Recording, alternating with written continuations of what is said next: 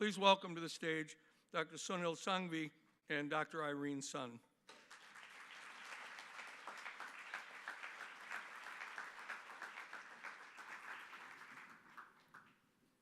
Over to you. Thank you. Thank you.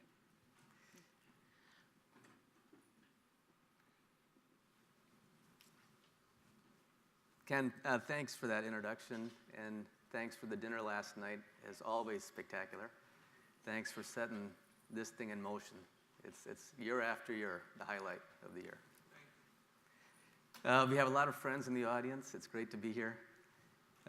This topic of China and Africa is especially close to my heart.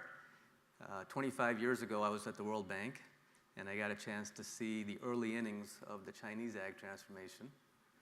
And then more recently, I've been working on agriculture in Africa and have had the chance to see the early innings of that transformation. And from those two experiences, I have a belief. China matters, Africa matters, and agriculture matters, and that there's a great interconnection between those three themes. As Ken mentioned, McKinsey works in each of those areas, and under Irene's leadership, we just did some research on the impact of China in Africa. And the findings were a little bit interesting. We found that we are underestimating the impact of China in Africa. It's more than is commonly reported, it's more than the statistics show. But we're overestimating the impact of China on African agriculture. That's lagging. And so the main thesis of our comments here today are that if Africa, if the 55 countries in Africa can get the full punching power of China into the mix, in addition to the OECD countries, India, Brazil, and everybody else, that can only be good for African farmers and for Africa.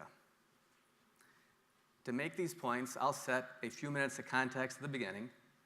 Irene will come and give the main part of the talk about the summary findings from our research, and then I'll come back and do a short close.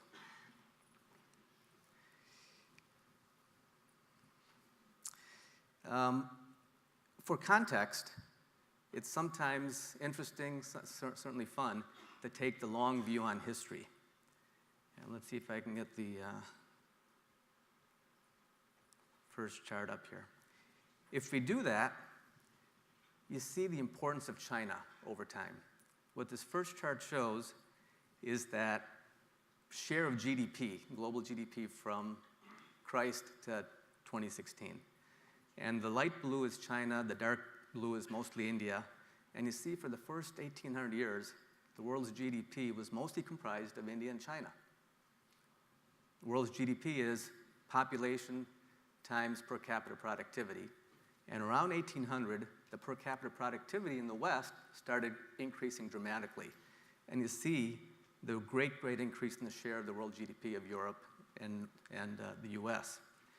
At the same time, along the top of the chart, you see how large the economy started to become. It was in constant dollars about $1 trillion in 1800, $37 trillion in 2000, and and $67 trillion in 2016. So the lift that the West did in 200 years is really remarkable. And then at the end, you see the resurgence of China. That's the light blue wedge growing again. And you see in a huge, huge world economy how it has come back. Right now, you have the 5-year Communist Party Congress going on. A lot of us are following that. And the ambitions that are coming out of that. The Belt and Road is going to be a much bigger investment on an apples-to-apples comparison than the Marshall Plan was. It's an amazing amount of lift that the Chinese can do, and that's why we say China matters. Now, Africa. With the full awareness of how risky it is to try to say anything about the future, we did it anyways. We did a little modeling to say, what could the future look like? We know that Africa is going to have a lot more people, and it's going to benefit from that. And we said, if Africa could maintain a 5% productivity growth, it's more than it has in recent years, but it's less than India and China have, what could the future look like? And this chart shows what the future could look like in 2050, you would wind up with an Africa at $9,000 per capita GDP. That's about what Eastern Europe is today. You would have Africans in our lifetime living like Eastern Europeans live today. And the slice of the GDP that's African would be about the same as Western Europe at that time. Wouldn't that be great? Wouldn't that be great? That's why we say Africa matters. And agriculture is going to be a critical part of any African transformation because of how large it is in the economy. It's also where labor will be released to other sectors, and it's so important for social stability. So that's, at the beginning I said, China matters, Africa matters, agriculture matters. Now to get 5% productivity growth is going to take a lot. It's going to take technology transfer, it's going to take a lot of investment, and it's going to take good policy and governance on the part of African governments. The amount of investment, as we all know, to get the African Green Revolution to happen is enormous. And there's plenty of room at the table for the Chinese development model, for the Western development model, for the Indians, for the Brazilians. To be sure, there are some questions about the Chinese development model, about the inclusiveness, about the support for autocratic regimes, about the environmental footprint. These are all real and good questions. But in the longer term, you need a lot of investment to make this picture happen. And you got seats at the table for everybody. In fact, we think and we see increasing opportunities for collaboration across these different development models, each which has strengths and weaknesses, and each which is changing. Irene will talk a little bit about the changes even in the last few years in the Chinese development model in response to some of the criticisms. So I've kind of made the case for the value of agriculture in the African ag transformation and the importance of China playing a bigger role in that. The question is, why is it that China's impact in agriculture is less than it is in manufacturing or mining or infrastructure or other sectors, and what can we do about it? In order to get some ideas into that question, Irene's going to come on and talk about our research, and I'll come back and do a short close. Thanks so much, Sunil, and thanks to Ambassador Quinn and all of you for being here today. It's a pleasure to be able to present to you the findings from our recent report, The Dance of the Lions and Dragons. Now, before I get into the findings, let me tell you a little bit about why we went out and did this research. The Africa-China space is interesting, in part because it's characterized by two things that you normally don't find together. On the one hand, there's been enormous hype. So numbers like $1 trillion of government lending. When you think about it, that number is so large that it couldn't possibly exist. On the other hand, there's been sharp anxiety. So words like exploitation and neocolonialism being thrown around to describe this. Between the two, there have been precious few facts to help us understand what are the real opportunities, what should we be getting excited about, and what should we be worried about. So we at McKinsey wanted to bring a fact base to this question of what China is doing with Africa to help us understand what are the opportunities for mutually beneficial growth. So in a space where there are so few facts, we had to go out and create the fact base. So let me tell you how we did that. We took 8 African countries that together represent about 2/3 of sub-Saharan African GDP and about half of Chinese foreign investment into Africa. We hired a small army of Chinese researchers, and together we went out and interviewed more than 1,000 Chinese firms. These were detailed in-person conversations conducted in Mandarin or sometimes in Cantonese or local Chinese dialects. In addition to that, we wanted to understand the African perspective. So we spoke to more than 100 African government and business leaders in these 8 countries, and we consulted all the existing data sources, more than 70 sources in total. When you take this all together, this is the largest fact base that has ever been assembled about the China-Africa economic relationship. So what did we find? Let's start with the big picture, the macro view. China already is Africa's largest economic partner. We took the notion of economic engagement and broke it into 5 dimensions: trade, investment, that's both in terms of stock and growth, infrastructure, and aid. On every dimension, China is amongst Africa's 5 leading partners. No other country can claim this. And in some cases, it's not even close. So on trade, China is 3 times larger than Africa's next largest trade partner. In infrastructure, it's even more pronounced. China is bigger in infrastructure financing than the World Bank and 7 times larger than the next largest bilateral financier. So when we talk about the Africa-China relationship, it's no longer just an interesting possibility for the future. It is the reality for Africa and China today. However, as Sunil laid out, when we look at agriculture, there's been too little activity. So here we show African agricultural exports to China.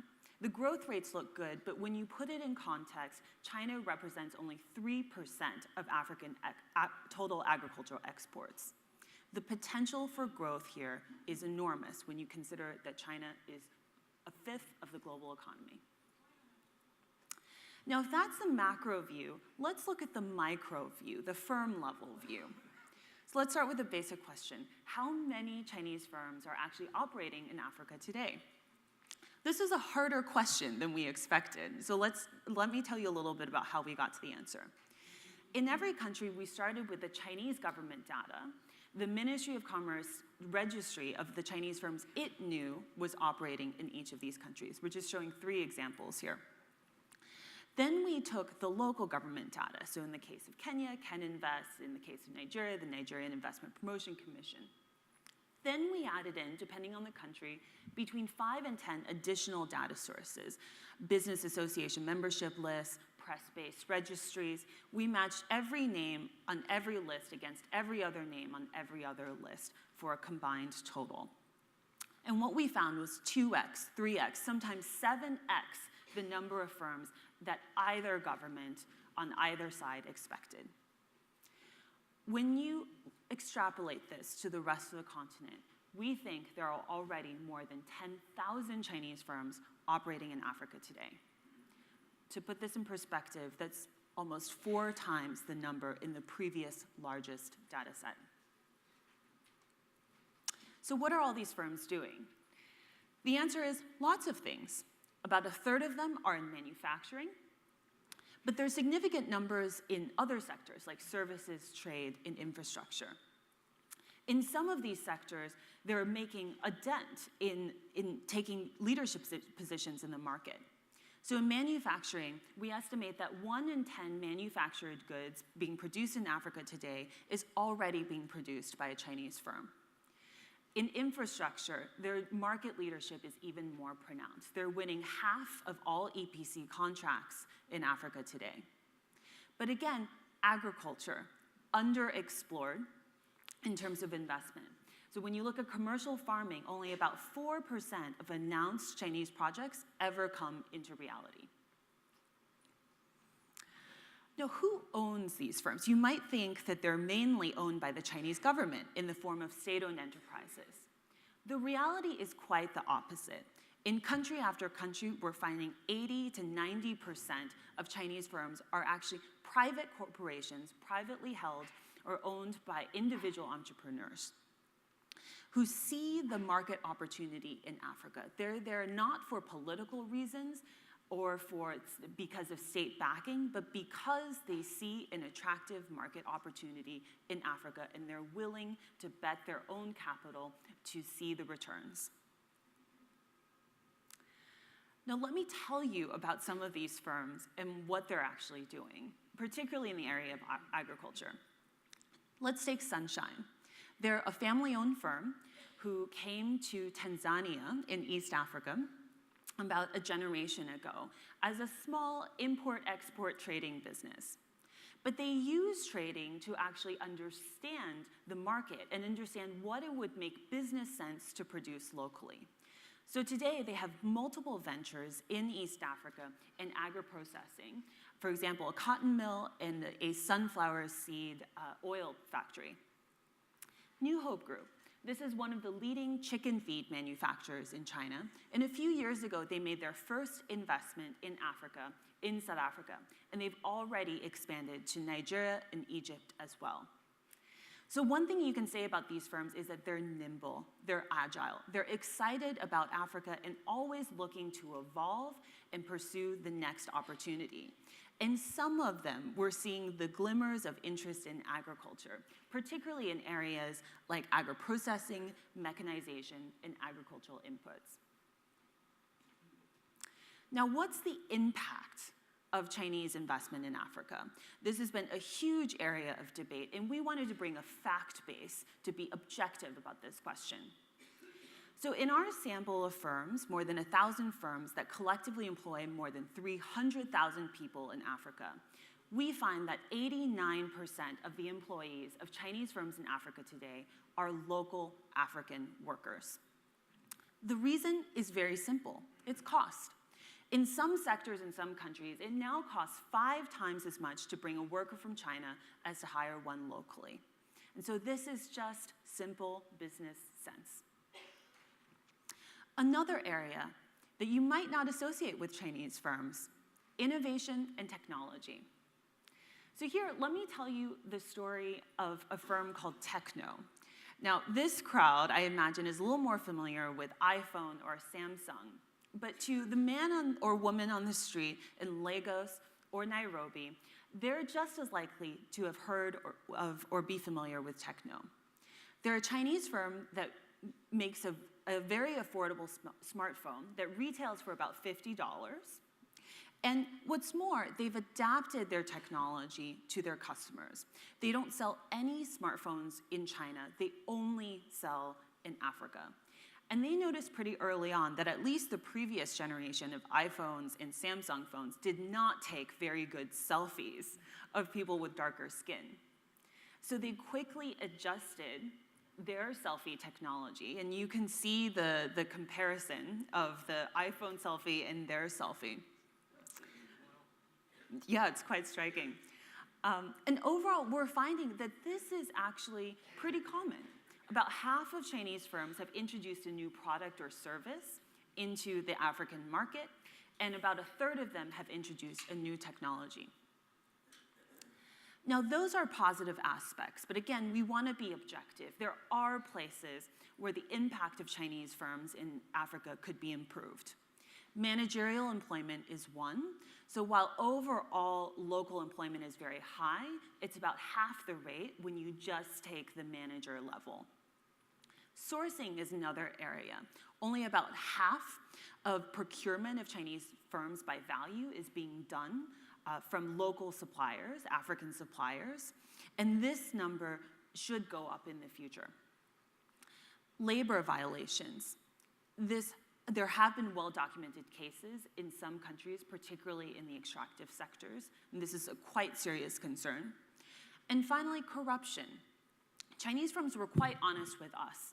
In 5 of the 8 countries we did field work in, we found 60 to almost 90% of Chinese firms telling us that they paid a tip or a bribe to get a license.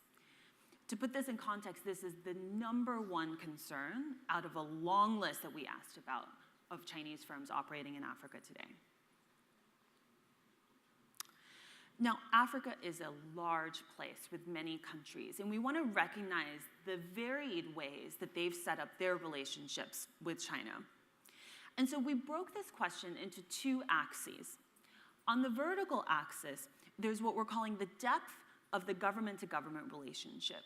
So do the 2 sides care at high levels across all levels of government, and is it a strategically engaged relationship?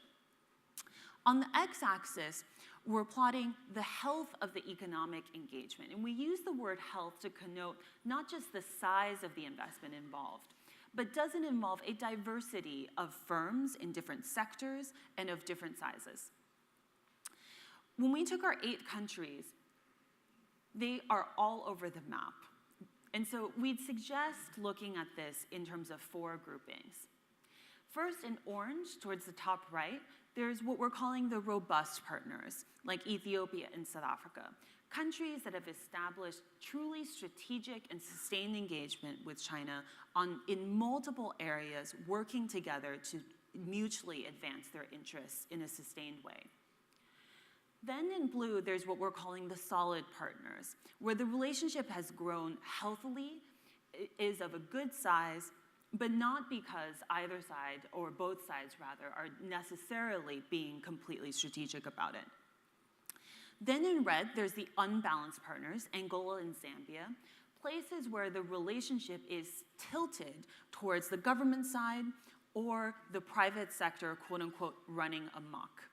In these places, growth has often not been the issue, but we would say if there's an exogenous shock that affects some of these countries, the investment amounts or the trade amounts may see a sharp downturn.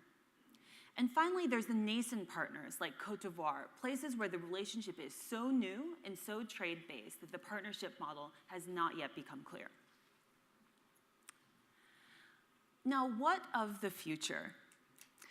So to level set, today, if you add up the revenues of all Chinese firms operating in Africa, it adds up to about $180 billion today.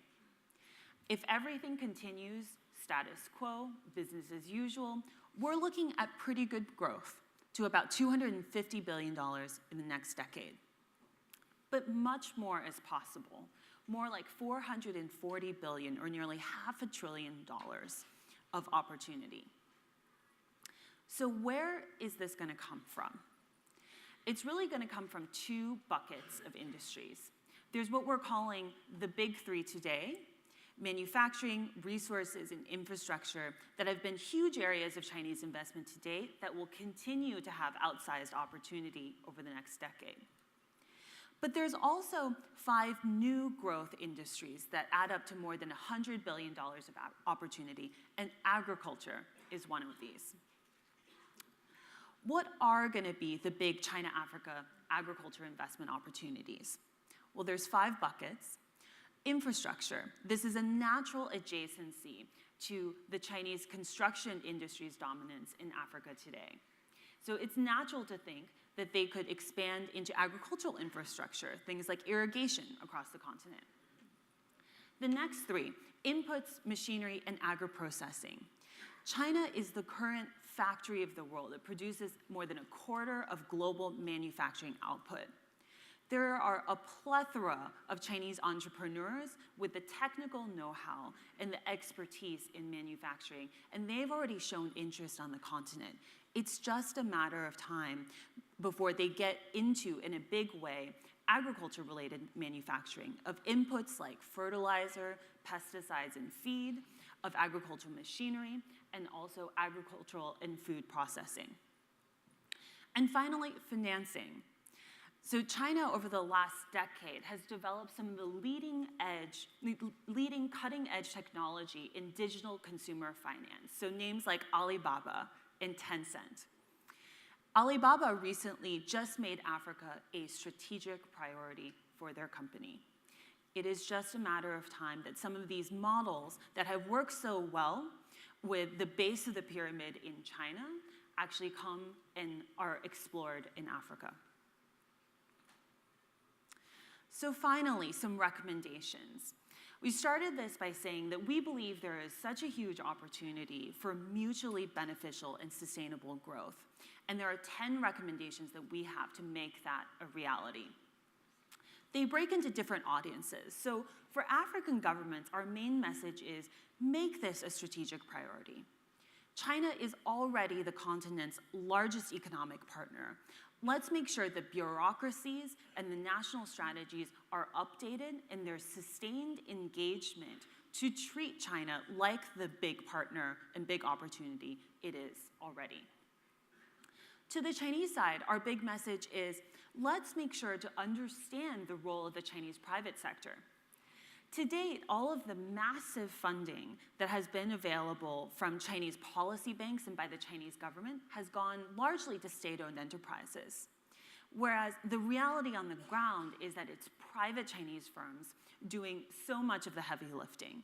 So let's make sure that those firms are supported by the Chinese government, recognized by them, but also guided in terms of good business practices.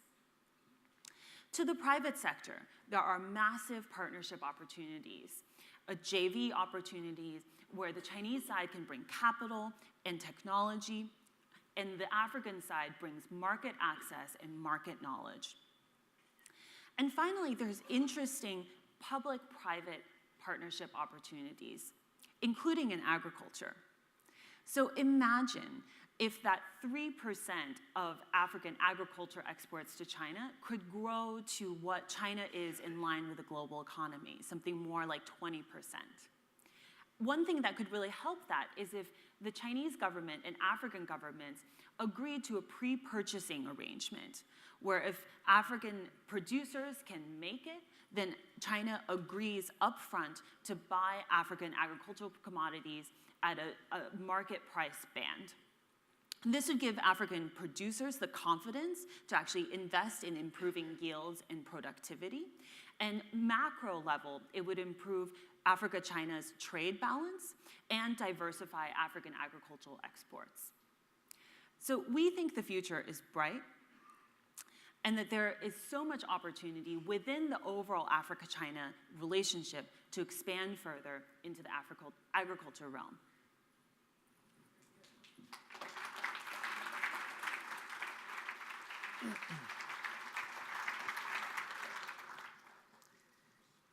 In closing, I wanted to hit on the number 2 recommendation that Irene had there, which was around having a bureaucracy which is conducive to be a counterparty to the Chinese. I think it's even a broader opportunity that if African governments could improve their execution to a very realistic way, like Ethiopia and Rwanda and Morocco have done, they could greatly enhance the ability for China to come in, also for the West, also for donors, for everybody.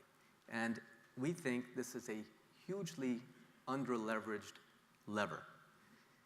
Let's see if I can get my slide back up here. Go back.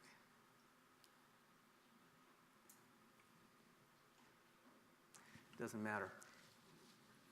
What do we mean by better execution? We sometimes call this a soft side of getting a large change done. What we mean is 4 things. One is getting all the stakeholders engaged to create a common plan and to be aligned around it. This is when President Adesina was working on NIRSAL, the Nigerian Incentive Lending Program. He spent an enormous amount of time with 24 bank CEOs creating a plan. If you do that on the back end, the plan is much more likely to be executed.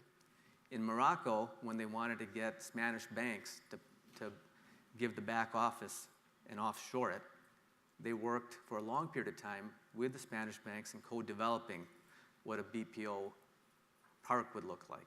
Again, after you do that, the execution becomes much easier. So that's one, is just invest the time, the process, and the energy to do the upfront stakeholder alignment. Number 2, if you're going to drive a big transformation or drive a big effort to get Chinese and other investment in, get a great team. The ATA is an example of a great team. They've got world-class people, the diaspora communities we were talking about yesterday, international experts, local business people. They've created a great team. What's it cost? Some millions of dollars. It's not a huge amount. You probably need to pay them more than a civil service employee, so that's going to be some flexibility. You need to give them the ability to hire and fire. But those are things that are manageable. You need a great team. It should be a non-negotiable if you're doing a big change. Number 3, you should, I gotta think what number 3 is. Support the leaders. Every big change that's happened, you can trace back to just a handful of leaders that did something extraordinary. And in Africa, the ministers and others who are trying to drive change are doing things which they haven't done before. They're driving a large-scale change program. We believe there should be an African Ag Leaders Academy to help arm business and government leaders with the training and the peer support networks that would make them great. Again, not expensive, it should be done. And number 4, there's a whole toolkit of, we call it delivery, which are processes that are helpful in driving a large program. There's project management, there's software, there's hardware, there's measurement technology. All of this stuff is available. It's used in private sector transformations as a matter of course. It's used in successful government transformations, Malaysia, Morocco, the Middle East, as a matter of course. And it's used very spottily in most of the African ag transformations that we're aware of. So that would be our kind of rallying cry, is this is the least expensive and the most impactful thing that could be done. If you do it, you will attract Chinese investment into agriculture. You'll also make it easier for everybody else to participate. It'll be easier for donors, and it could have a huge impact. So just to close, Africa is in the early innings of its ag transformation, just like India and China and Brazil before it. It's going to require a lot of technology, a lot of investment, good policy and governance. China, as Irene was describing, has huge punching ability, a huge ability to come in. It hasn't come in as much into agriculture as it has elsewhere. And the great opportunity is for us to get it in. If you add that to what the West and India and Brazil are doing, you could have that picture I showed earlier of Africa emerging and its people living like Eastern Europeans, its economy being a significant part of the global economy.